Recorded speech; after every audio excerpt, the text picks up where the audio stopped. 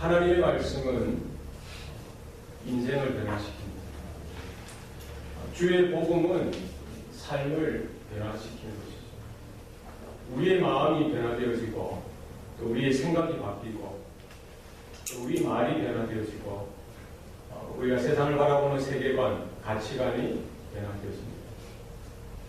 세상을 좋아하고 세상을 따랐던 그 마음이 하나님을 추구하고 하나님의 영광을 쫓는 인생으로 변화되더라는 것입니다.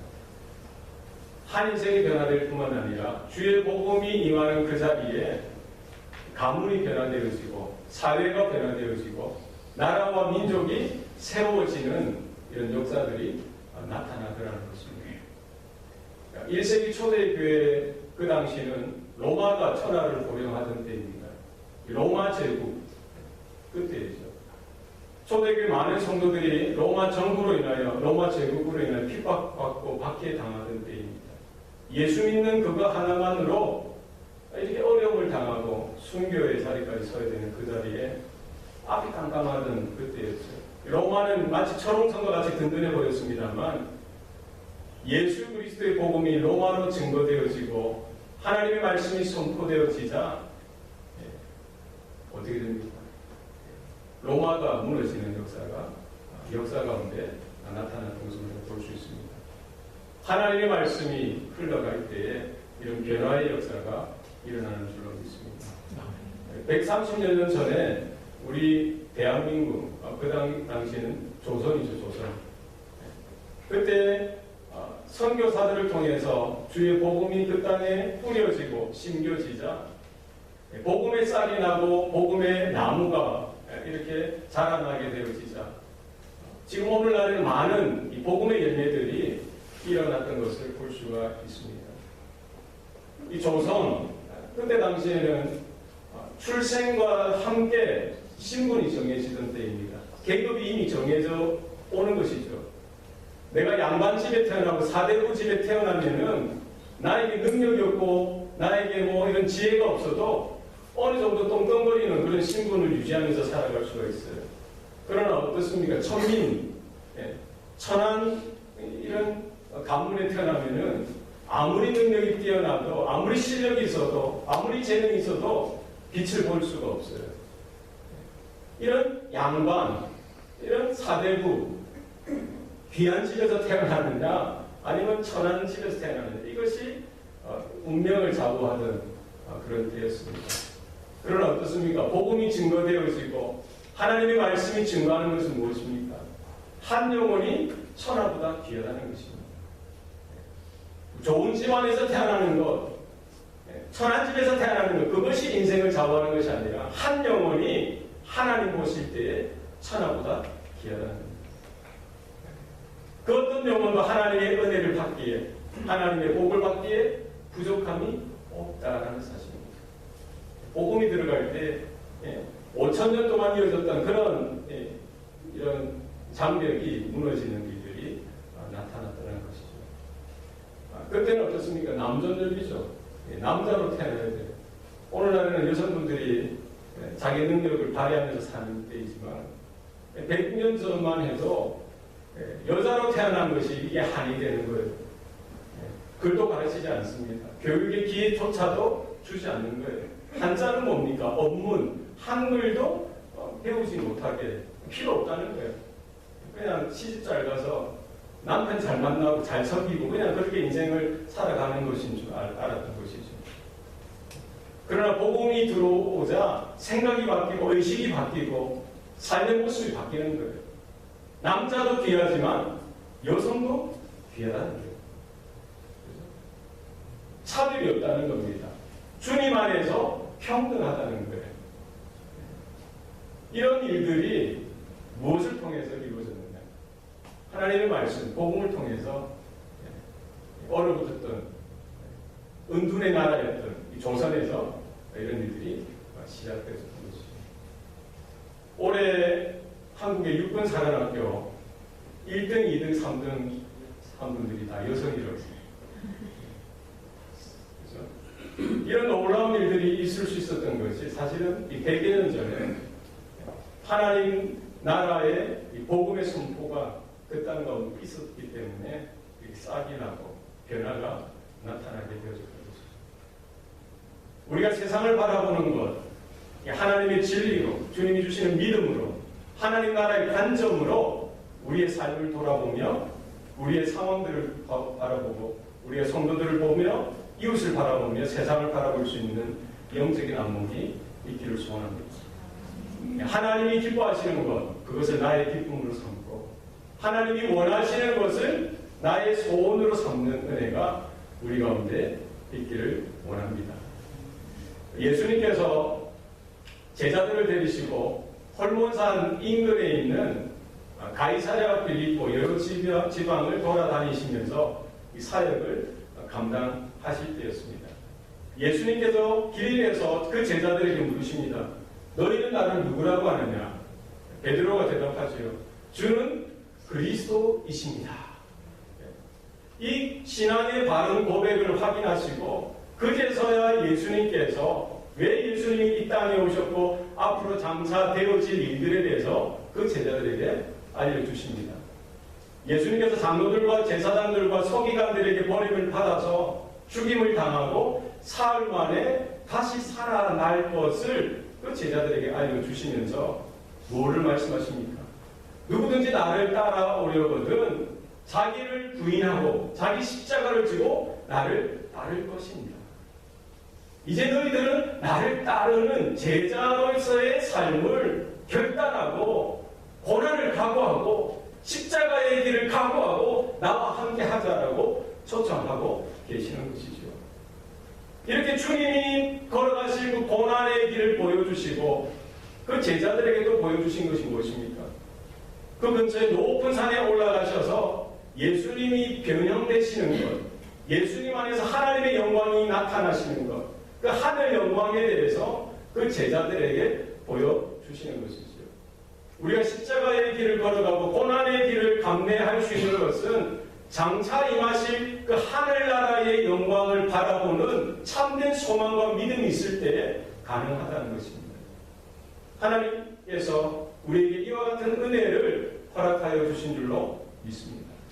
예수님과 제자들을 그 높은 산에서 내려오실 때 그곳에서의 사역들을 마무리하시고 이제 가이사랴 빌립보를 떠나서 지금 오늘 본문에 따르면 가버나움, 갈릴리 지역으로 오시는 것이죠. 이제 가버나움에 도착하셔서 어느 집에 들어가셔서 예수님은 제자들을 불러서 물어보십니다. 너희들이 길에서 서로 토론한 것이 무엇이더냐라고 묻습니다. 오늘 34절 말씀에 보면은 그 제자들이 뭐라고 대답합니까? 아무런 대답을 하지 못해요. 그들이 잠잠하니 이는 저들이 길에서 서로 누가 높은지 뭐랬다고요? 쟁론하였습니다. 예수님께서 왜 그들에게 물어보셨을까요? 너희들이 길에서 토론했던 것이 뭐냐? 왜 물어보셨을까요? 예수님이 정말 모르셔서 물어보셨겠습니까? 지금 가이사랴 빌립보를 떠나서 이제 가버나움으로 걸어가는 먼 여행길 중에 제자들이 서로 이제 막 이것저것 이야기하다가 주제가 뭐예요? 누가 높으냐? 누가 잘났느냐? 누가 최고냐? 이것을 서로 언성이 높아지는 거예요. 토론을 할 때 하다 보면은 누가 이깁니까? 싸움하다 보면 누가 이겨요? 목소리 큰 사람이 이겨요. 제자들 중에서 막 이것저것 12명이 감론을박하면서 누가 이겼을 것 같아요? 베드로.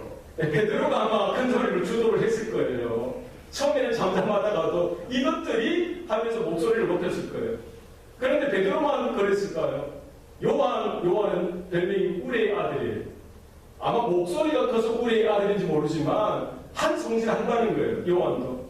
그가 이렇게 변화되어서 나중에 사랑의 사도로 변화되어지지만 젊었을 때 혈기가 있었던 거예요.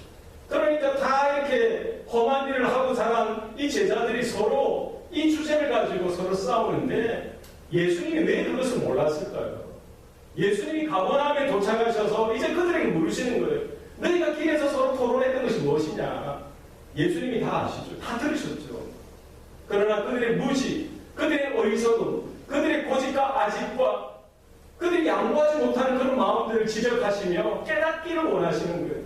가르쳐 주시기를 원하셨던 것입니다. 우리가 오늘 본문에서 읽진 않았지만 30절, 31절, 32절에 보면은 그 예수님과 제자들이 지금 가이사랴 빌립보를 떠나서 가버나움으로 가는 도중에 예수님께서 다시 그 제자들에게 장차 예수님께서 고난을 받으시고 다시 살아나야 할 것에 대해서 가르쳐 주셔요. 그런데 제자들은 그 말씀을 깨닫지도 못하고 오히려 두려워하여 거기에 대해서 아무런 질문도 하지 못했다라는 본문이 나와 있습니다.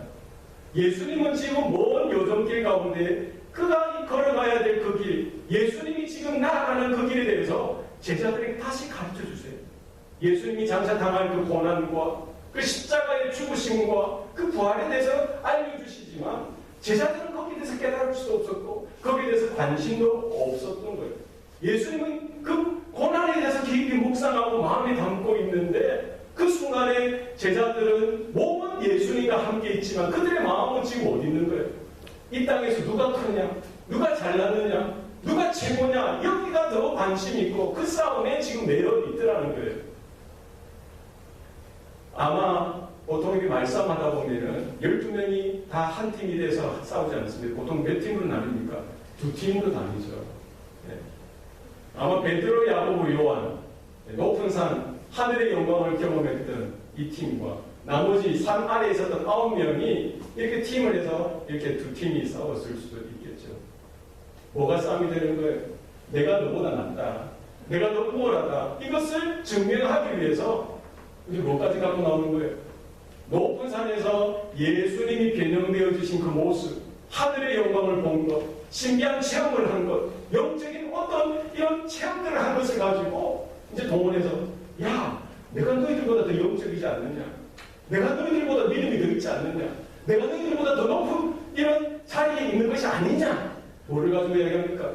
그 은혜 받은 것 가지고, 그 신비한 행운 가지고 이야기하더라는 거예요. 여러분, 왜 하나님께서 그런 은혜를 주셨습니까? 그들이 자격이 있어서 그들 실력으로 그것을 경험했습니까? 아니죠. 모든 것이 하나님의 은혜요 거저주시는 선물인 줄로 믿습니다. 여전히 부족하고 연약하기 때문에 하늘의 영광을 보여주시고 그 깊은 은혜를 보여주시면서 신비한 경험을 하게 하심으로 뭐 하라는 거예요? 더 하나님을 사랑하고 더 나아져서 봉사하고 더 성도들을 섬기고 주님의 몸된 교회를 섬기고 하나님의 나라를 섬기는 데 충성을 다하라는 거예요. 뒤돌아서지 말고 그 영광을 향해서 쫓아가라. 그걸 위해서 은혜를 주시고 신비한 경험을 허락하셨는데 제자들은 뭘 하는 거예요? 그것을 가지고 그것이 나의 자랑이냐, 나의 의로움이냐, 내 실력이냐, 내 자격이냐, 그것을 가지고 싸우더라는 거예요. 우리가 신앙생활을 하다 보면은 이런 분들이 있어요. 죄요. 이 무슨 소리예요? 아니, 괴로움의 목소리가 바뀌어요. 네. 할렐루야. 그죠? 목사님들도 보면은, 부흥사 목사님도 그러지만, 그래서 딱 가능한 성경이 심장이 제일 가까운 다들, 이러면 경건한 겁니까? 이러면 내가 영적으로 좀 더 높은 거예요? 그게 아니잖아요. 목소리가 바뀐다고 해서 뭐가 좀 경건해지는 거예요. 그게 아니죠. 그죠? 내 삶이 변화되어지고, 내 마음이 변화되어지고, 내가 주님과 같이 낮아지고 겸손하게 섬기는 은혜가 우리에게 있어야 할 줄로 믿습니다. 네. 우리가 받은 경험, 은혜가 많으면 많을수록 겸손하고 낮아져서 섬기는 은혜가 있어야 합니다. 어떤 분들은 왜 은혜가 없겠어요? 각 사람마다 하나님이 주신 은혜가 독특하고 다 다양하게 있는 거예요. 그런데 내가 받은 것이 최고인 줄 알고 내가 받은 것이 다인 줄 알고 그거 못 받은 사람을 뭐합니까? 낮추어보고 업신여기고 그러면 안 된다는 거예요. 어느 교단에서는 이 방언만 받으면 구원 없다라고 하는 교단도 있었어요. 그렇지 않잖아요. 하나님 왜 방언 주십니까? 더 기뻐하라는 거예요. 더 은혜를 사모하라는 겁니다. 더 하나님 앞에 더 나가져서 하나님의 영광을 구하고 섬기라는 거예요. 그런데 내가 방언한다고 해서 방언 못하는 사람을 업신여기면 됩니까? 안 됩니까? 그게 잘못된 거죠.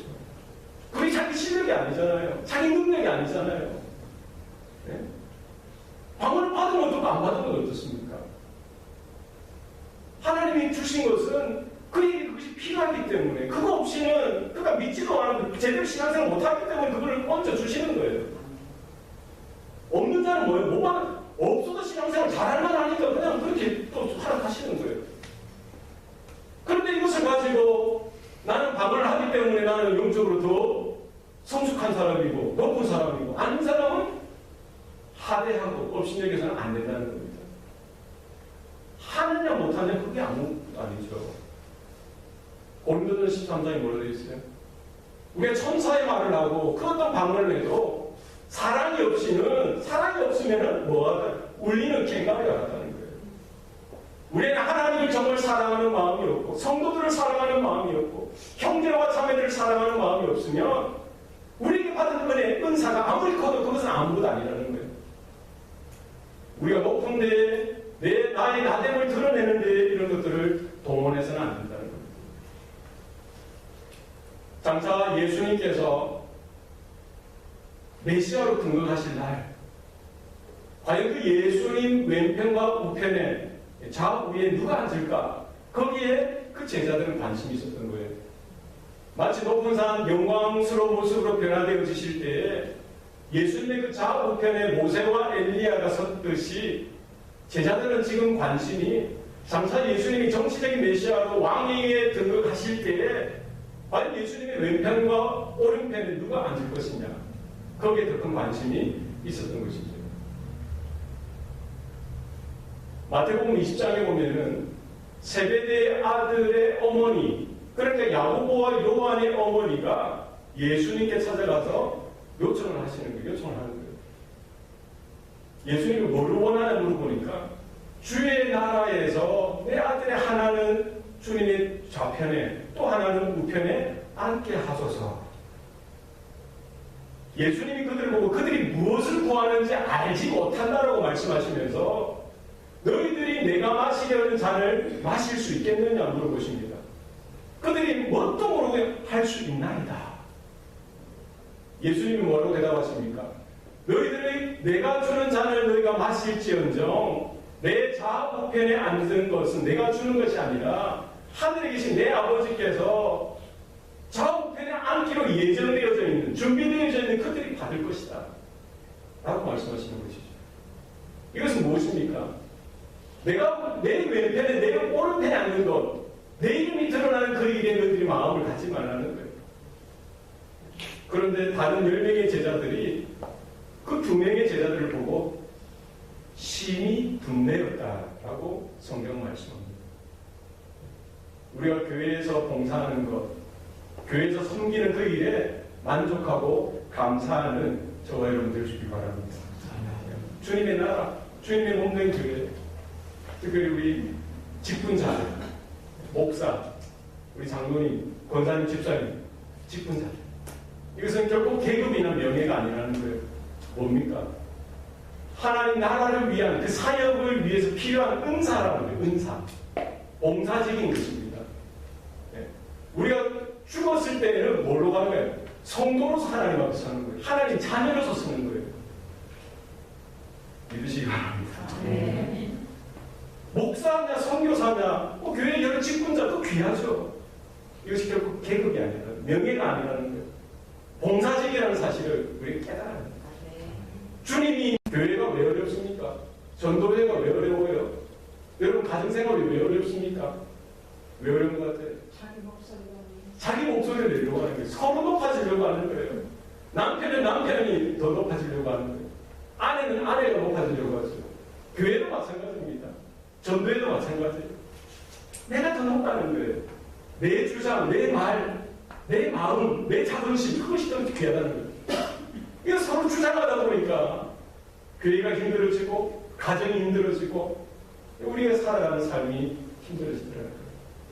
예수님께서도 제자들을 향하여 뭐라고 이야기하세요? 그들을 다 불러오시고 누구든지 첫째가 되려고 하거든 무사랑의 끝이 되며 무사랑을 섬기는 자가 되어야 하리라. 예수님께서 답을 말씀해 주시는 거예요. 너희들이 누가 더 높으냐, 누가 더 잘났냐, 누가 최고냐, 이것을 따지지 말라는 거예요. 정말 너희들이 하나님 앞에 인정받기 원하거든 뭐 하라는 겁니까? 끝이 되라는 거예요. 끄트머리가 되라는 거예요. 정말 높은 자리에 있고 싶으면 가장 낮은 자리에 거하라는 겁니다. 페라독스죠, 페라독스. 예전에 우리 목사님, 저도 그런 기도를 많이 듣고 자랐어요. 뱀의 머리가 될지언정 용의 꼬리가 되지 말게 하소서, 이렇게 기도하잖아요. 그런 마음을 우리가 이해하고 받아들여야죠. 그러나 오늘 본문의 말씀, 주님의 말씀하고는 대치가 되는 거죠. 주님은 뭐를 하라고 하세요? 머리가 되는 것이 아니라 꼬리가 되라는 거예요. 첫째가 아니라 끝이 되라는 거예요. 높은 자리가 아니라 낮은 자리에 임하라는 겁니다. 그 자리에서 뭘 하라는 거예요? 섬기는 자리입니다. 섬기는 자리. 우리가 복음서를 읽어요. 특별히 마가복음을 우리가 꼼꼼히 읽어보면은 예수님께서 종으로 이 땅에 오셨다는 사실, 그것도 고난받는 종으로 이 땅에 오셨다는 사실을 알 수가 있습니다. 예수님께서 하나님과 동등됨을 여기지 아니하시고, 그리고 하늘보다 하늘 영광을 다 버리시고 이 낮고 낮은 자리로 오셨다는 거예요. 예수님이 태어나신 자리가 어때요? 왕이 거하는 궁궐도 아니고 제사장들이나 어떤 귀족의 그런 집안이 아니라 목수의 아들로 태어나신 거예요. 그것도 베들레헴에 태어날 공간이 없어서 구유 위에, 짐승들이 있는 그 구유 위에 주님이 나셨던 것입니다. 30년을 목수로 일하셨어요. 목수라는 직업이 오늘날은 뭐 귀한 일이지만 그 당시에는 그렇게 좋은 직업이 아니잖아요. 30년을 그렇게 일을 하셨어요. 공생애를 하시면서 예수님은 세리를 부르시고 장녀들을 부르시면서 저는 죄인들의 친구다라는 조롱을 들으셔야만 했습니다. 병자들이 몰려오는 것을 마다하지 아니하시고 그들을 씻기시고 그들을 고쳐주셨어요. 귀신 들린 자들에게 귀신을 쫓아내주시고 온전하게 해주셨던 것입니다. 예수님이 그 당시에 능력 있는 자들, 잘 배운 자들을 제자들로 불러주신 것이 아니라 누구를 불러주셨어요? 다 하나같이 고수투성이들, 제대로 배우지 못한 자들, 그들을 하나하나 제자로 받아주셨던 것이죠. 그들에게 말씀을 전해주시고 먹을 것을 주시고 함께 동행하시면서 주님이 어떻게 섬겨야 하는지 섬김의 본을 보여주셨던 것입니다. 예수님이 어떻게 군림하고 그들을 어떻게 뭐 이렇게 자주지하고 그런 자리에 있은 것이 아니라 주님은 섬김의 그 본을 통해서 제자들이 깨닫기를 원하셨던 것이죠. 제자들이 깨달았습니까? 못 깨달아요. 주님은 지금 십자가 고난에 대해서 말씀하시고 거기에 대해서 생각하시지만 제자들은 여전히 자신들이 낫다는 거예요. 자신들이 높은 자리에 서야 되는데 거기에 대해 더 관심이 있었던 것이죠. 예수님은 끝까지 포기하지 아니하시고 그대로 섬기시는 거예요. 십자가에 달려 죽으시기 전날 밤 마지막 만찬을 하실 때 그 눈치 없는 제자들, 자기 주장이 강한 그 제자들, 자기 고집이 강한 그 제자들, 당장 내일 아침에 내일 어떤 일이 일어날지 전혀 관심이 없는 그 제자들을 향해서 주님은 수건을 허리에 두르시고 무릎을 꿇으시고 그 제자들의 더러운 말 하나하나를 씻겨주셨던 것입니다. 언제 어디까지 내려가면 계속해서 내려가는 삶을 살아가지고 가시는 거예요. 어디까지 내려갔습니까? 십자가에 달려 죽으시기까지, 자기 몸을 찢으시고 피를 흘려 죽으시기까지 주님은 내려가시고 그 제자들뿐만 아니라 죄와 사망에 저주되어진 모든 자들을 섬기기 위해서, 그들의 생명을 구하기 위해서 주님은 자신을 부정하고 부인하고 자신의 생명을 영원한 대속죄 제물로 드리는 그 자리까지 낮아지셨던 것입니다. 부활하신 예수님께서 예수님을 부인하고 흩어졌던 그 제자들 하나하나를 찾아가셔서 다시 붙들어 주시는 거예요. 다시 불러주시는 거예요. 네가 나를 사랑하느냐? 네가 나를 사랑하느냐?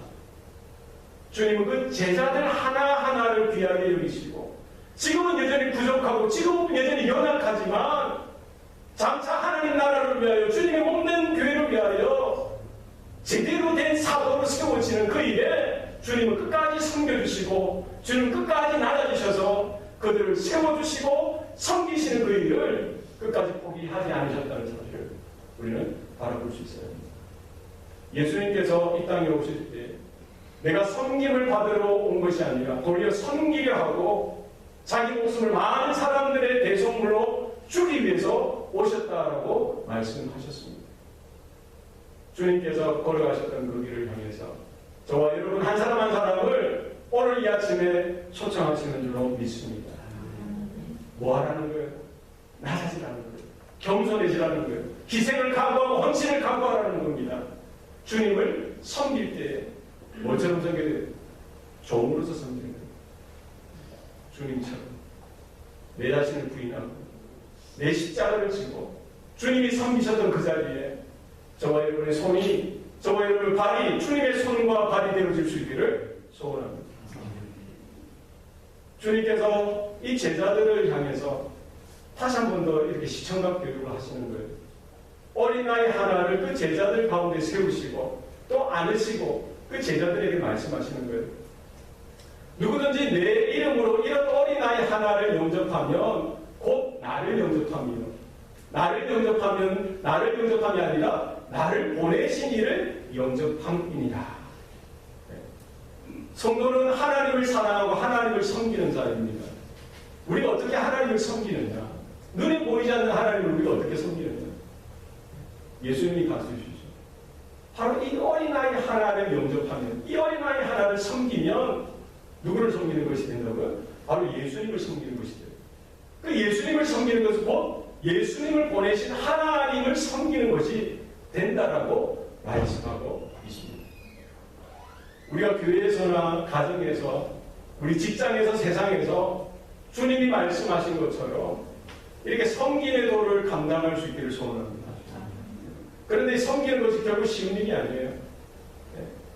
하다가 섬기다가 시험 들고 실족하는 경우가 있더라고요. 섬기다가 봉사하다가 하루아침에 실족해서 그 자리에 서지 못하는 경우가 있습니다. 주님이 섬김의 기본이 뭐라고 이야기했습니까? 누구든지 뭐로 섬기라고요? 내 이름으로 섬기라는 거예요. 누구 이름으로? 내 이름. 내 이름은 누구 이름입니까? 예수님 이름이죠. 우리가 교회에서 섬기고요, 우리가 전도에서 섬기고 여러 형편에서 섬길 때 왜 마음이 어려워요? 내 열심을 할 때가 못하는 거예요. 내 이름을 걸고 할 때가 못하는 거예요. 그러니까 내가 섬기다가 누가 한마디 하면은 그게 뭐가 돼요? 내 시험거리가 되는 거예요. 말할 수도 있죠. 왜 말할 수 없습니까? 물론 이제 자제해야 되게 말을 할 수 있죠. 그러나 내 자존심을 걸고 하다 보니까, 내 열심을 걸고 하다 보니까 이런 크고 작은 이런 걸 만나면 그게 시험거리가 되는 거예요. 여러분, 예수님은 십자가를 지시러 가고 고난의 길을 가실 때 온갖 소리를 들어도 요동치 아니하셨어요. 멸시의 소리, 기롱의 소리, 때리고 침뱉고 하는 모든 모욕도 다 참으셨어요. 우리가 섬길 때 무엇으로 섬겨야 됩니까? 예수님의 이름으로 섬기시길 바랍니다. 십자가를 붙들고 섬기시길 바랍니다. 내가 드러나는 것이 아니라 예수님이 드러나고 예수 십자가가 드러나고 예수님의 영광이 드러나는 섬김이 될 수 있기를 소원합니다. 이런 어린아이 하나를 영접하는 것. 네. 요즘은 대한민국이나 미국, 요즘 대부분의 잘 사는 나라들은 이 어린아이가 얼마나 대우받는지 몰라요. 어린이 혼자, 어린이 인권에 대해서 철두철미합니다. 그러나 지금도 제3세계, 이 디벨로핑 컨트리, 도발 개발국이나 저성장 그런 나라들 보면은 여전히 어린아이들이 노동착취를 당하고요. 힘들고 어려운 환경에 살아가요. 자신들의 생명의 위협을 하루하루 견디면서 살아가는 그런 어린이들이 많다는 거예요. 북아프리카도 그렇죠. 중앙아시아도 그래요. 우리가 모르는 그 나라 구석구석에 그냥 그 자리에서 태어났기 때문에 그냥 생존을 위해서 버둥버둥 살아가는 어린이들이 많다는 거예요. 예수님이 사셨던 이 초대교회 당시 1세기 때에도 마찬가지였어요.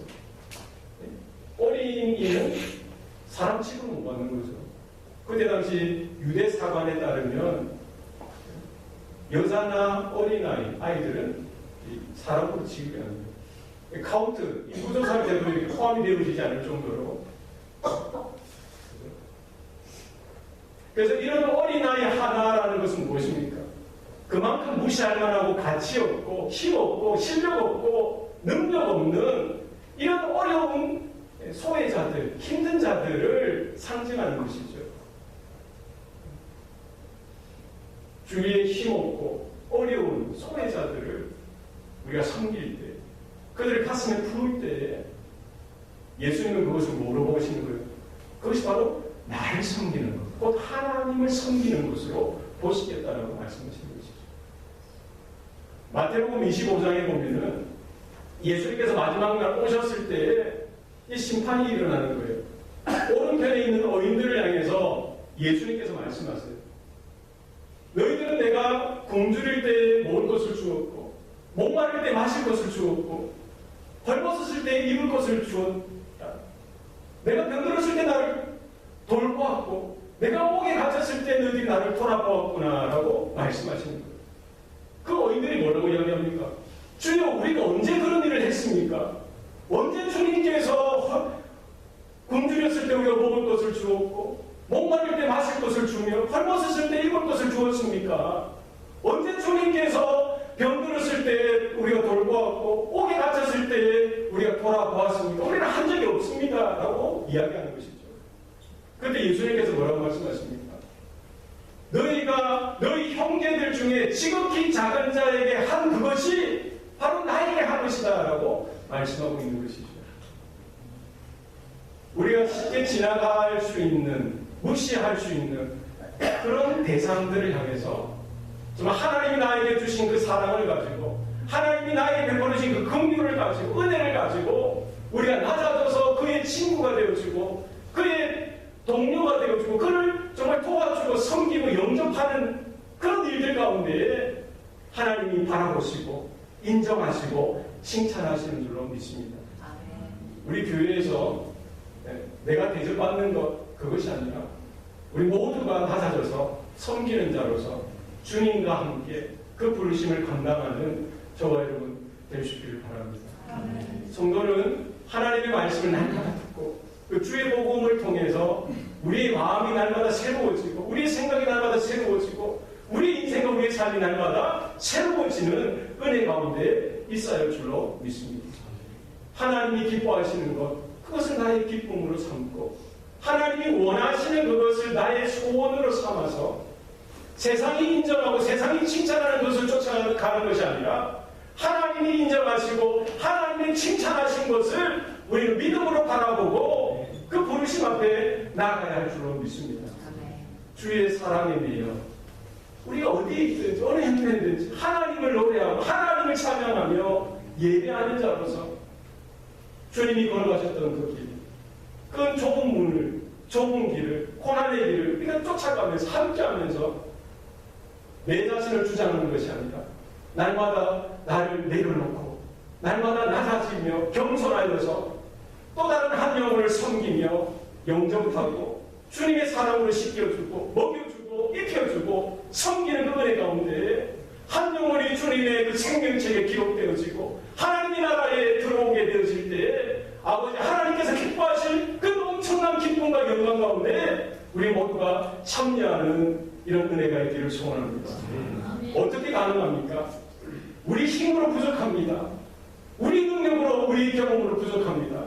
여러분 성령의 충만을 받으시기 바랍니다. 성령의 은혜를 받으시기 바랍니다. 말씀을 들으시기 바랍니다. 하나님의 은혜를 구하십시오. 날마다 내 자신을 부인하고 부정하고 나에게 내어진 그 십자가를 지고 주님과 날마다 동행하며 주님을 따라가는 삶이 되어질 때 우리는 내 의나 내 사랑이 아니라 내 이름이 드러나는 그 일이 아니라 예수의 이름을 위하여 하나님 나라를 위하여 하나님 영광을 위하여 우리 남은 한 생에 오롯이 주님의 손에 붙들려서 쓰임받는 은혜가 있기를 소원합니다. 이 섬김이 여러분의 가정을 새롭게 하고 이런 섬김이 우리 전도회와 우리 모임과 우리 교회와 이 지역사회와 열방을 새롭게 하고 변화시키는 그 일에 온전히 쓰임받는 은혜가 있기를 소원합니다. 기도하시겠습니다. 살아계신 아버지 하나님, 오늘도 우리에게 하나님의 은혜를 주시니 감사합니다. 예수 그리스도 그분의 죽으심과 부활에 날마다 참여하게 하시고 우리의 고집과 우리의 아집, 내 자신이 드러나는 그 일에 우리의 마음을 빼앗기지 않게 하시고 날마다 주님이 걸어가셨고 주님이 걸어가신 그 길을 오라고 초청하시는 그 부르심 앞에 믿음으로 주님을 따라가며 주님과 함께하는 은혜가 있게 도와 주시옵소서. 주님이 낮아지셨듯이 우리도 한없이 날마다 끝까지 낮아지고 부서져서 주님이 섬기셨듯이 우리도 한 영혼을 섬길 수 있는 은혜가 있게 도와 주시옵소서.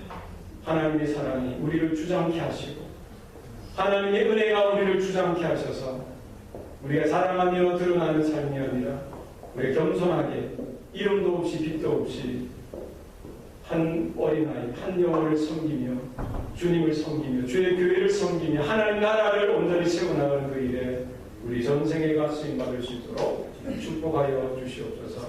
모든 걸 감사드리고 예수님 이름으로 기도합니다. 아멘.